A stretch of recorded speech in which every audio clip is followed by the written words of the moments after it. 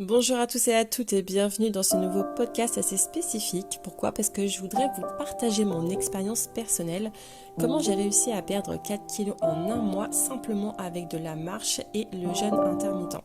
Alors oui, il n'y aura pas de régime strict, pas de sport à outrance ou intense, mais juste une nouvelle routine qui m'a fait énormément de bien.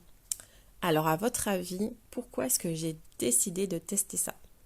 C'est très simple, en tant que naturopathe, j'ai testé énormément de choses en fait au niveau de mon corps pour comprendre comment mon corps réagissait en fonction en fait de l'activité physique, de l'alimentation, des compléments alimentaires, enfin pas mal de choses. J'aime bien tester des choses sur moi pour voir un petit peu comment ça fonctionne. Et du coup, je me suis dit, bon, t'as fait 9 mois que tu fais du renforcement musculaire à hauteur de 2 séances par semaine au niveau du haut et du bas du corps. Et j'avais mon coach sportif en fait qui venait une fois par semaine à mon cabinet pour faire une séance de renforcement musculaire ou de boxe. Donc là, je me suis dit, je commençais à m'ennuyer un petit peu et je voulais tester en fait quelque chose de nouveau ou voir justement jusqu'où je pouvais aller. Alors, je me suis dit, bon, c'est parti, je voudrais faire de la marche. Je voudrais faire en fait 200 km de marche à pied en un mois, sachant que je devais travailler. Alors, je me suis dit, pourquoi pas tester dans ces cas-là 10 km 5 fois par semaine. Du coup, ça me fait 50 km par semaine. Et du coup, sur un mois, ça me fait bien 200 km.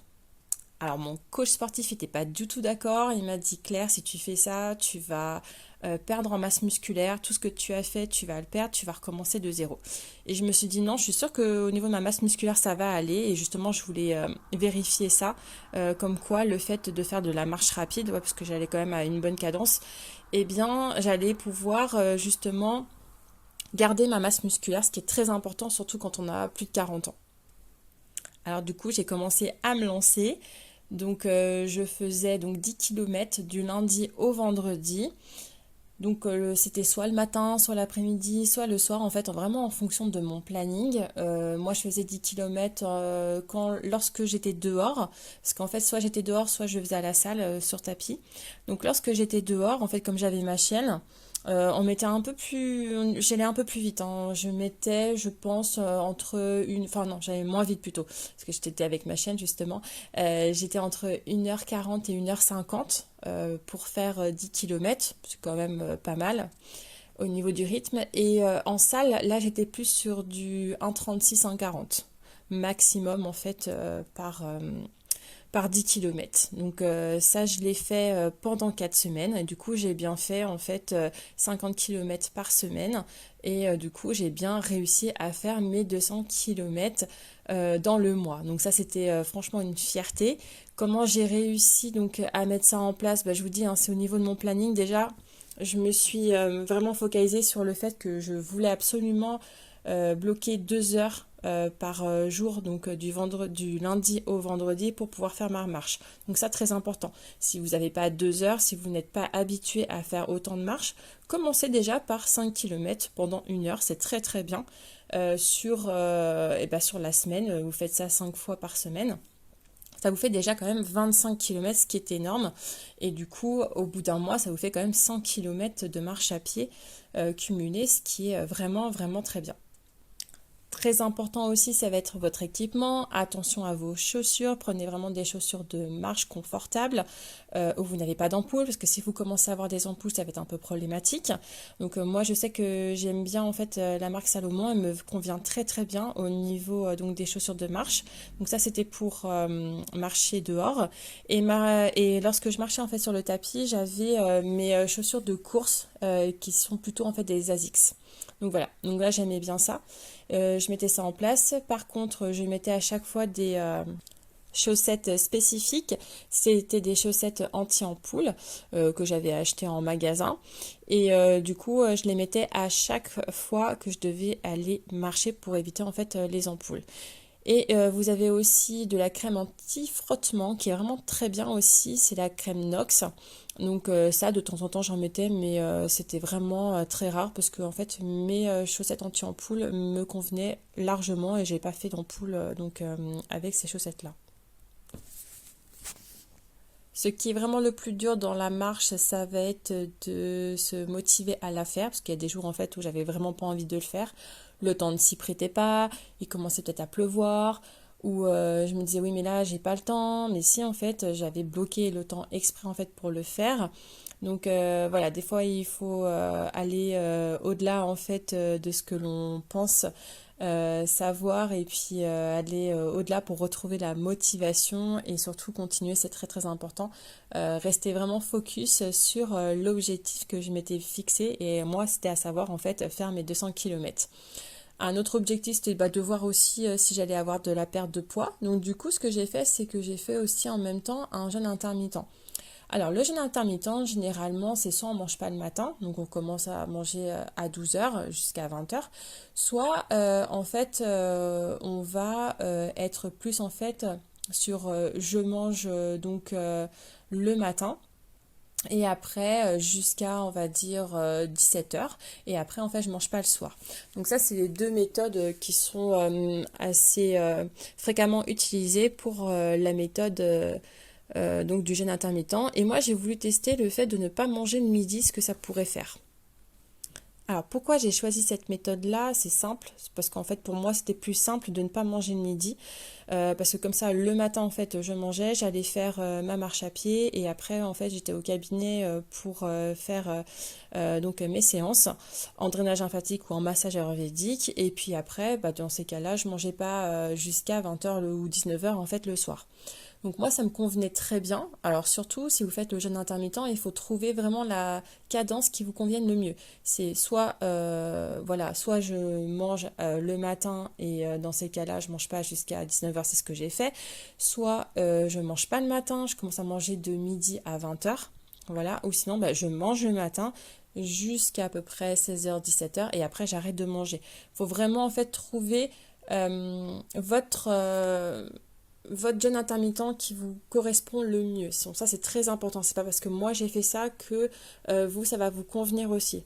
Donc respectez vraiment en fait votre emploi du temps, ce qui vous convient le mieux et surtout ne pas avoir de fringales, ça c'est super important. Donc qu'est-ce que je mangeais pendant ce jeûne intermittent? Eh bien, je mangeais équilibré. Donc ça, très important. En fait, ça allait de viande, œuf ou poisson avec des féculents et puis des légumes. Je prenais aussi des fruits, ça n'y avait pas de souci. Et de temps en temps, en fait, je m'octroyais des gâteaux aussi. Mais pas tout le temps, hein. C'était vraiment en fait 1 à 2 fois dans la semaine uniquement. Donc c'était pas un régime strict non plus. J'étais bien, il n'y avait pas de souci. Boire beaucoup d'eau, c'est très important aussi, hein, l'hydratation, très très important de bien s'hydrater, surtout lorsque l'on fait du sport. Je vous conseille vraiment, même si vous faites de la marche rapide, hein, pour moi c'est du sport, je suis désolée, c'est une activité physique, hein. Et du coup, même si vous faites de la marche, c'est très important d'apporter de l'hydratation, donc buvez énormément d'eau pendant votre marche. Et le résultat, donc au bout de 4 semaines de jeûne intermittent, plus le fait d'avoir fait 10 km 5 fois par semaine, donc les 200 km, eh bien j'ai réussi à perdre 4 kilos et ces 4 kilos c'était donc au niveau de la graisse, d'accord, c'était pas du tout au niveau de la perte de la masse musculaire. J'ai justement gagné en masse musculaire, donc ça j'étais super contente. Et du coup, je me suis affinée, je me sentais mieux et ça, c'est vraiment top.